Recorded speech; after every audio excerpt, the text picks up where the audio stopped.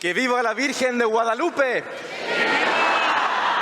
Eso, con ganas. With ganas means with strength. I'll first preach in Spanish, then I'll repeat myself in English for all of our non-Spanish speakers. ¿Saben? Pocos eventos en la historia han traído a tanta gente a la Iglesia Católica como lo ha hecho ese evento que sucedió en México en 1531 con esta aparición que hoy recordamos de la Virgen de Guadalupe. Y en sí, no tiene lógica que estemos aquí, porque este tipo de cosas no pasan. Para ese entonces, ya había ciudades grandísimas, ya había gente muy poderosa e importante.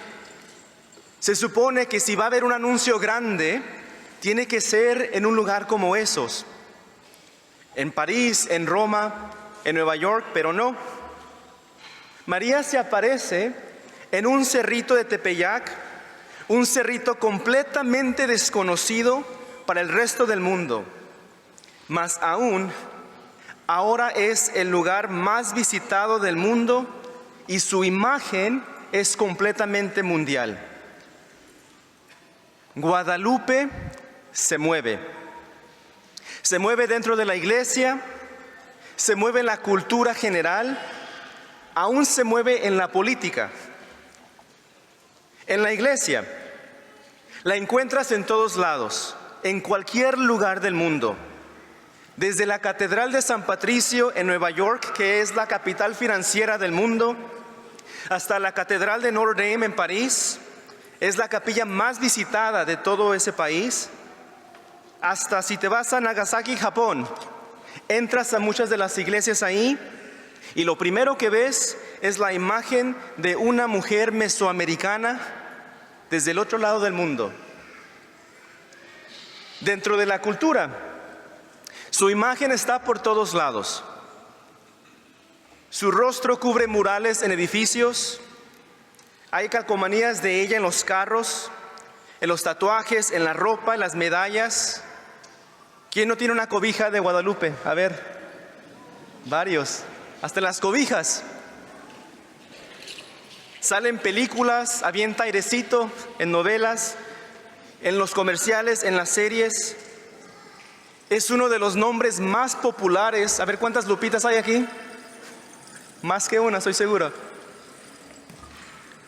Cualquier persona católica o no, la ve y la reconoce. En la política también se mueve. Su imagen y mensaje motivó a luchar por la justicia y los derechos de los oprimidos y pobres de muchas personas a lo largo de los siglos desde su aparición. El padre Miguel Hidalgo, él se consagró a Guadalupe al guiar el movimiento para la independencia de México. Los cristeros, al ellos luchar para defender la libertad religiosa, marcharon con un estandar y la imagen de Guadalupe por enfrente.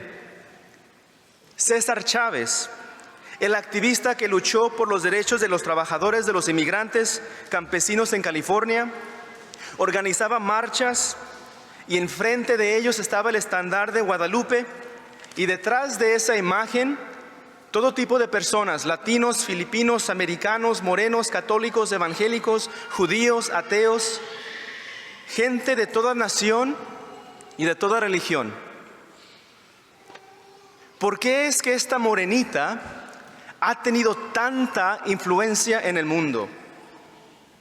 Porque ella es un regalo de Dios. Nos hemos nosotros encariñado con ella, con su sencillez, con su ternura, y en ella encontramos nosotros luz y vida.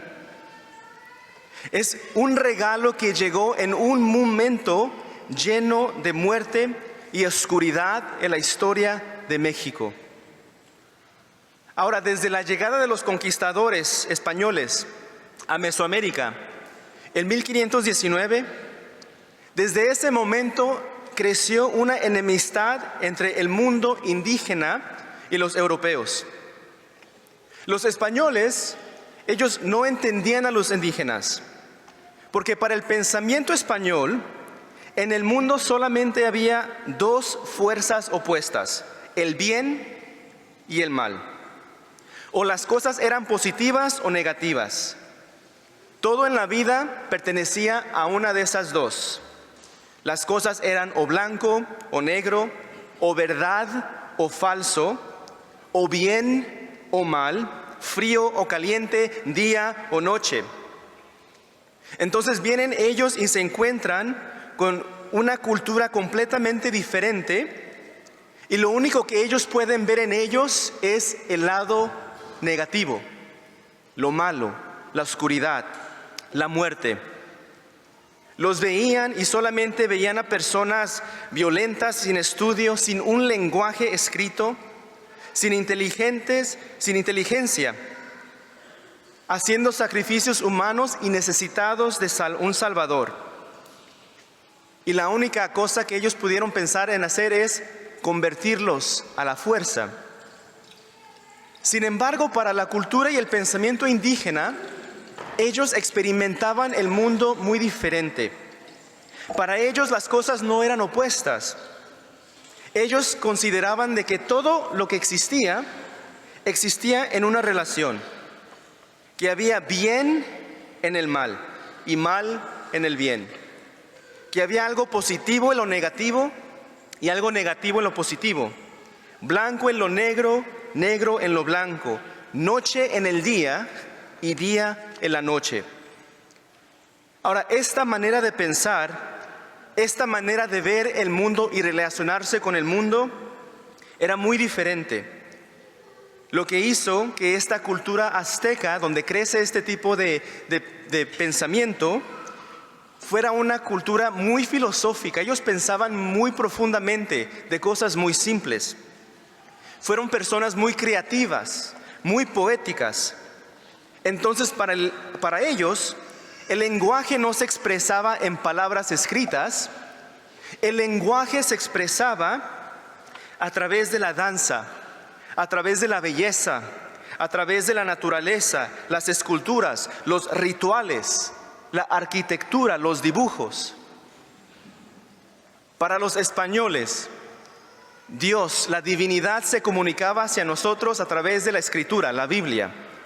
Ahí es donde ellos encontraban vida. Para la cultura indígena, la revelación divina se comunicaba a través de la belleza natural, en lo que se ve y en lo que se escucha. Y tenían ellos una relación muy preciosa con las flores y el canto. Flor y canto era el lenguaje de la divinidad para ellos. Ahí es donde ellos encontraban la vida. Entonces podemos ver dónde está el problema, dónde es que empieza a crecer un choque entre estas dos culturas.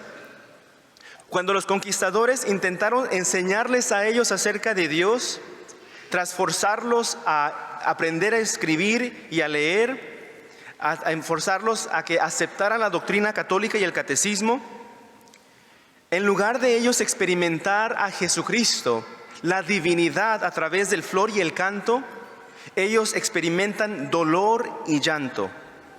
Y esto causa una gran resistencia entre estas dos culturas, creando una división fuertísima, muchísimo odio. Al resultado, muchos indígenas se suicidaron. Poca gente sabe. Muchos indígenas se suicidaron. Prefirieron la muerte. Aquí es donde llegan los misioneros franciscanos. Ellos acompañan a los conquistadores, los frailes, los sacerdotes, los obispos. Ellos toman tiempo para aprender de la cultura indígena y comienzan a hablarles según sus costumbres. Ahí es donde surgen las costumbres de las posadas, las pastorelas, los cantos, las piñatas, maneras de expresar la fe a través del arte. Ahora, ¿eso ayudó algo? Juan Diego era producto de ese esfuerzo de evangelización, mas aún había todavía muchísima resistencia, no era suficiente. Muchos aún preferían la muerte. Fue en este contexto que Dios regala al mundo, comenzando en este pueblito, a Guadalupe.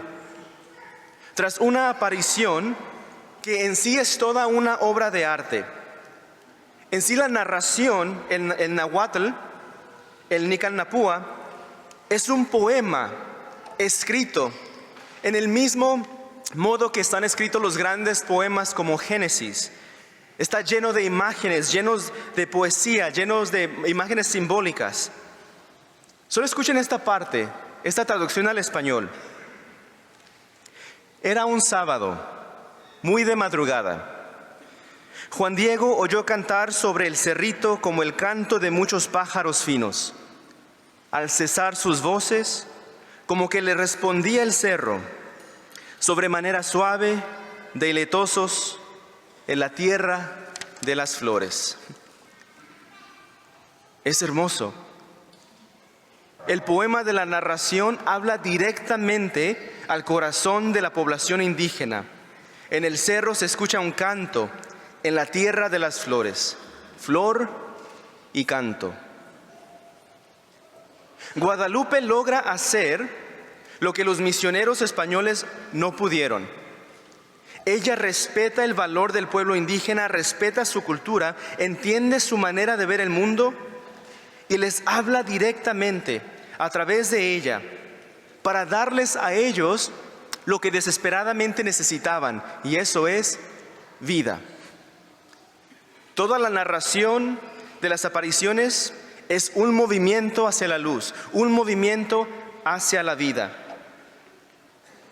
Y eso los ayudó a ellos a abandonar esas ciertas costumbres, como el sacrificio humano, que para ellos lo veían tan normal y necesario. Pero lo hace con tanta dulzura, sin hacerlos sentir como menos, como lo peor del mundo, como salvajes. Por ejemplo, dice la narración que Guadalupe se apareció en la madrugada. Piensen, ¿qué es la madrugada? La madrugada es ese momento donde la noche y el día parecen mezclarse. Hay noche en el día y día en la noche, pero termina triunfando el día. Y la imagen tenemos a ella misma vestida de sol. Con ternura ella respeta esta manera de ver el mundo de relación entre luz y oscuridad, mas les invita a abrazar la luz más que nada, que la luz es más importante. Y es en esa luz que ella les presenta la divinidad, el fruto de su vientre, a Jesús. Guadalupe vino como un regalo de Dios para dar vida. Vino para sanar las divisiones del mundo, para exaltar la dignidad de cualquier grupo que sea oprimido. Y en este caso lo que logra hacer es une a dos culturas opuestas bajo un solo nombre. Un pueblo mestizo. Hoy hay español en el indígena y indígena en el español. Y lo que los une, más allá de estas dos culturas biológicas, es una nueva identidad. Más allá de una nación mexicana, somos una nación cristiana, una nación católica, una nación guadalupana, es decir, una nación de vida. El mundo necesita un pueblo guadalupano. Necesita a personas completamente dedicadas a luchar por la paz y la justicia. Un pueblo necesariamente abierto a recibir la luz del mundo y pasar la hermosura de esta luz y la fe a las siguientes generaciones. Por eso siempre me alegra ver a niños que los traen las familias y que se involucren en movimientos y en celebraciones como estas. Ser guadalupano es luchar contra las fuerzas que están contra la vida. Es luchar contra cosas como el aborto, el maltrato doméstico, el abuso de recursos naturales. Es no dejar que los vicios y adicciones nos lleven a esa oscuridad.